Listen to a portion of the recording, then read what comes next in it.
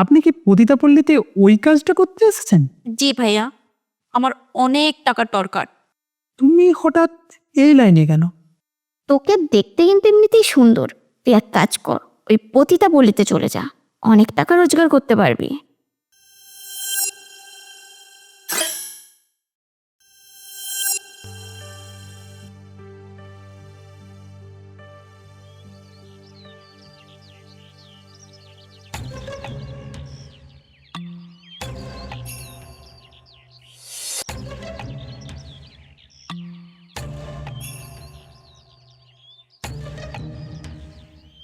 শুনছেন?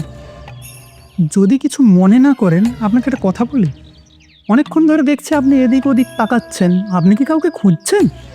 না মানে মানে না না, অসুবিধে থাকলে বলতে হবে না, কিন্তু আপনাকে দেখে মনে হলো তাই বললাম। আর এই জায়গাটা বা এই রাস্তাটা মোটেও ভালো না। আর আপনি এখানে একা এভাবে... জি ভাইয়া, বলছি এখানে এই পতিতাপল্লীটা কোথায় একটু বলবেন? পতিতাপল্লী? এতক্ষণে বুঝতে পেরেছি। ওই যে ওই বিল্ডিংটা দেখতে পাচ্ছ, ওর পেছনে। আসলে আমি অনেকক্ষণ ধরেই খুঁজছি, ঠিক বুঝতে পারছি না। আপনি কি আমাকে একটু ওখানে দিয়ে আসবেন?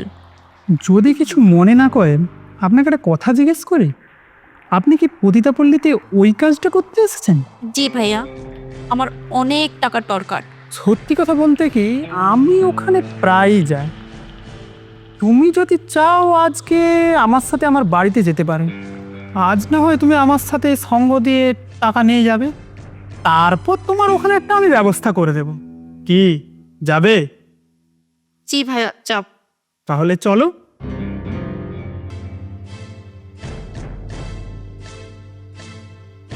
বসো। না না, অত চিন্তা করার কিছু নেই। আচ্ছা তুমি আগে এই টাকাগুলো... আচ্ছা টাকাগুলো রাখো তুমি। কাজ শুরু করার আগে একটা কথা জিজ্ঞেস করতে পারে? তুমি হঠাৎ এই লাইনে কেন? কি আর বলবো ভাইজান, আমার ভাগ্যই আমাকে এখানে টেনে নিয়ে এসেছে। না না, সবসময় ভাগ্যের দোষ দিলে হয় না। আর তোমাকে তো দেখে মনে হচ্ছে তুমি একটা ভদ্র বাড়ির মেয়ে। তো হঠাৎ এই লাইনে যদি ব্যাপারটা একটু আমাকে খুলে বলতে। তাহলে শুনুন ভাইজান, এই পৃথিবীতে আমার আব্বা ছাড়া আর কেউ নেই। আর সেই আব্বারই খুব শরীর খারাপ, ঠিকঠাক মতো ডাক্তার দেখাতে পারছি না। একবার ডাক্তার দেখালাম, তার ওষুধপত্র ঠিকঠাক কিনতে পারছি না। তাই ভাবলাম আমার একটা কাজ করতে হবে। আমারই পাড়ায় আমারই এক বান্ধবী, ওর নাম তানিয়া। ও এই কলকাতা শহরে একটা বড় কোম্পানিতে চাকরি করে। ওর কাছে একদিন কাজের কথা বলতে যাই, ও আমাকে বলল,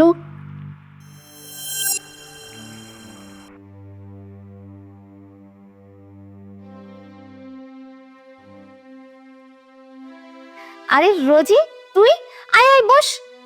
তুই কেমন আছিস? আর তোর আব্বা কেমন আছে রে? আব্বা ভালো নেই রে, সেজন্যই তো তোর কাছে আসলাম। আমার কাছে? বল, কি বলবি? বলছি তুই যেখানে কাজ করিস সেখানে আমাকে একটা কাজের ব্যবস্থা করে দে না রে।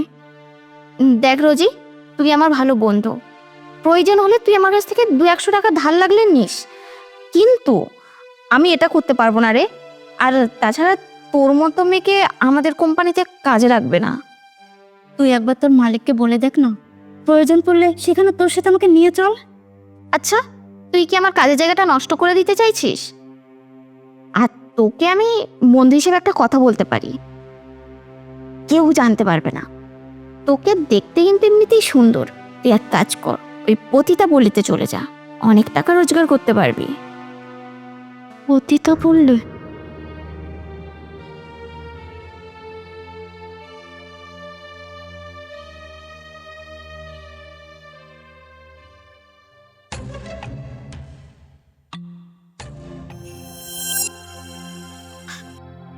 এবার আপনি বলুন, এছাড়া আমার কি করার আছে?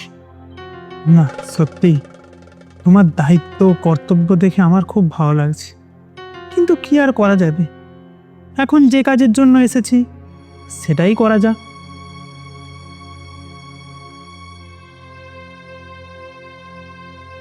জি ভাইজান, আজকে আমার শরীরটা খুব খারাপ।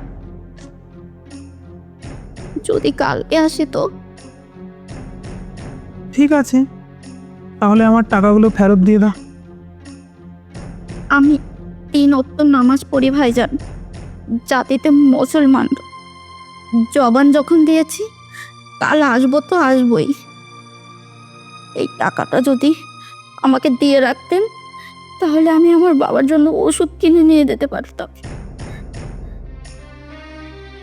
এই কাজেরও আবার অ্যাডভান্স? ঠিক আছে, বলছো যখন নিয়ে যাও। তবে হ্যাঁ, একটা কথা, বেইমানি কিন্তু করো না। না দাদা, আমি কাল ঠিক চলে আসবো। এখন তাহলে আসি। ঠিক আছে, আসো, কিন্তু হ্যাঁ, কালকে এই চুড়িদার পরে নেবে না, একটা হট ড্রেস দেখে পরে আসবে, তাহলে দেখতে ভালো লাগবে।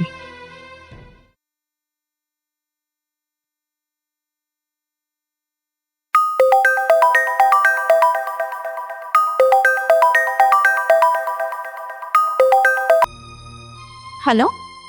হ্যালো, আপনি কি রোজিনা খাতুন বলছেন? হ্যাঁ বলছি। বলছি, আমি সল্টলেকের ডিএসএল কোম্পানি থেকে বলছি। আপনি কি আমাদের কোম্পানির ঘরে একবার আসতে পারবেন দুপুর 12টার মধ্যে? হ্যাঁ পারবো স্যার। ঠিক আছে, আমি তাহলে রাখছি, আপনি তাহলে আসুন। উফ, আমার কি আনন্দতে হচ্ছে, কাজের জন্য সরাসরি কল এসেছে।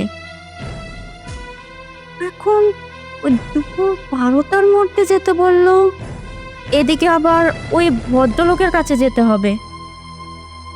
না না, কাজটা হয় হবে, না হয় না হবে। জবান যখন দিয়েছি আমি আগে ওই ভদ্রলোকের কাছেই যাব।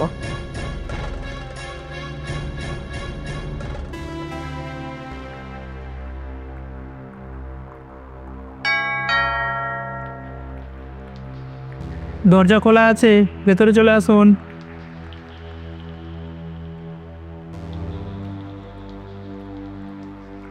সত্যি তোমার কথা দাম আছে বোধহয়। জবান জবান। বলছি ভাইয়া, একটা কথা বলবো? হ্যাঁ বলো, কি বলবে? বলছি নিন, যা করার একটু তাড়াতাড়ি করুন, আমার এক জায়গায় যেতে হবে। কোথায় যাবে? একটা কোম্পানির থেকে ফোন করেছিল, ওখানে আমার কাজ হবে, দুপুর 12টার মধ্যে যেতে বলেছে। 12টা? এখন তো বাজে 11:15। তুমি এক কাজ করো, তুমি আগে ওখানে চলে যাও, ওখানে কাজ শেষ করে তারপর না হয় এখানে আসো। বলছি স্যার, আপনি ফাইলটা নিয়ে বাড়িতে আসতে বলেছিলেন, এই নিন ফাইলটা। এ কি রোজি, তুই এখানে? তানিয়া, তুমি ওকে চেনো নাকি? হ্যাঁ, ওর বাড়িতে আমার পাড়াতেই, আর ও আমার বন্ধু হয়। বন্ধু? বন্ধু মানে বোঝো তুমি? বন্ধু হলো সেই যে সব সময় সুখে দুঃখে বন্ধুর পাশে থাকে। আর তুমি কিনা বন্ধু হয়ে আরেকজন বন্ধুকে বেশ্যাপল্লীতে যেতে বলেছে? আর ওর বাবা মানে তো তোমারও বাবা তানিয়া। তুমি কি করে পারো যে ওর বাবাকে তুমি মৃত্যুর মুখে ঠেলে দিতে? আমার ভুল হয়ে গেছিল স্যার, আমি আমার ভুলটা বুঝতে পেরেছি। আর তুই আমাকে প্লিজ ক্ষমা করে দিস। অবাক হয়ে যাচ্ছ তো রোজিনা? তোমার বন্ধু যেই অফিসে কাজ করে সেই অফিসটা আমারই অফিস, আর তোমাকে যেই অফিস থেকে ফোন করা হয়েছিল সেই অফিসটাও আমারই অফিস। আসলে কি জানো রোজিনা, এখন মানুষ মানুষের পাশে দাঁড়াতেই ভুলে গেছে, মানুষ মানুষের উপকার করতে ভুলে গেছে, তাই না তানিয়া? একদম ঠিক বলেছেন স্যার, আমরা নিজেদেরকে নিয়ে এতটাই ব্যস্ত হয়ে পড়েছি যে অন্যকে উপকার করার কথা আমরা ভাবতেই ভুলে গেছি। যাই হোক রোজিনা, তোমাকে আমি আমার অফিসে একটা কাজ দিচ্ছি। তানিয়া, তুমি ওকে নিয়ে যাও, ওকে অফিসের কাজকর্ম সব বুঝিয়ে দাও। ঠিক আছে স্যার। স্যার, আপনাকে আর একটা কথা বলবো। আপনি মানুষ না, আপনি হলেন ফেরেশতা। আসছে। আচ্ছা। আর ভগবান, ভগবান তো তুমি উপরে, আমি তোমার কাছে একটাই আশীর্বাদ চাই, আমি যেন জাতি ধর্ম নির্বিশেষে অসহায় মানুষদের পাশে সারা জীবন এইভাবে দাঁড়াতে পারি হবা। শুধু এইটুকুই আশীর্বাদ করো।